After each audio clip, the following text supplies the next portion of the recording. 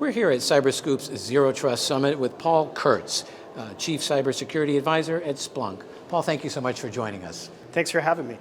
So we'd like to start by asking, how is OMB's Zero Trust requirements for agencies to adopt things like platforms for identity and access management and multi-factor authentication? How's that impacted firms like yours at Splunk? Yeah, well, Zero Trust it's such a paradigm, a necessary paradigm shift to think about all of these various capabilities, security capabilities, whether it's access management or observability or endpoint detection. It's how do we bring all of these pieces together? And so I think most every system integrator, most every large vendor is thinking through how do all these pieces come together for both federal agencies and as well as in the private sector.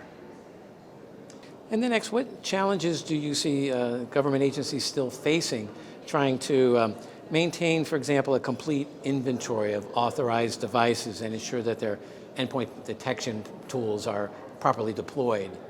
My bet is this is the first time agencies have really had to exhaustively go through and understand every device they have on their network. And that is a ginormous task of which any CISO would obviously want to get their hands around, and it's going to take some time. It's a big challenge, but it is so important that we understand what the devices are that are on the network.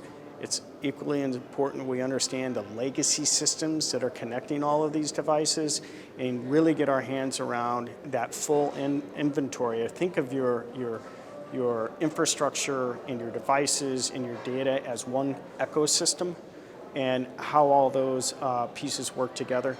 That's tough. So systems integrators, vendors, people within agencies are all trying to grapple with this in a very short time frame between now and 2024.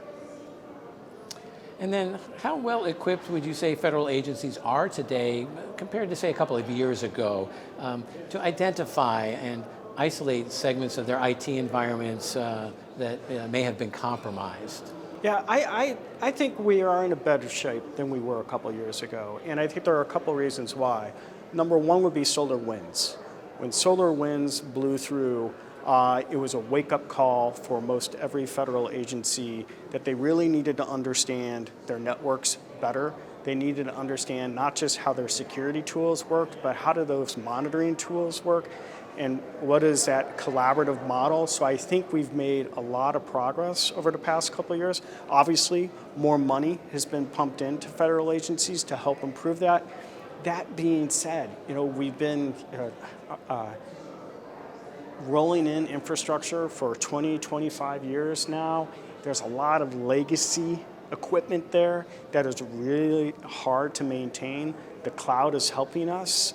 A lot of capabilities are moving into the cloud, but that doesn't excuse the idea of having to make sure we understand how all these systems are chattering and talking with each other, and our monitoring capabilities are strong enough to understand. It's a big task, but we've come a long way in just the past 2 years. And then lastly, looking ahead, how are OMB's Zero Trust policies altering the investment strategies at companies like Splunk?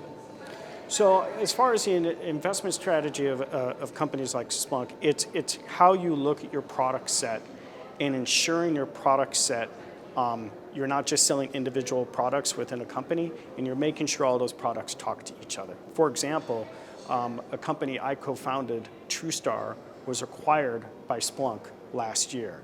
And one of the things we do in the TrueStar context was to make sure we could automatically fuse and correlate intel from different tools and sources or external sources. We bring all that data together.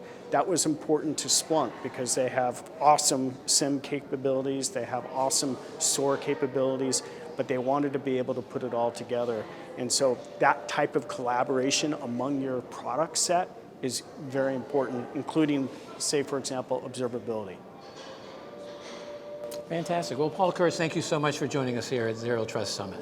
Thanks for asking me.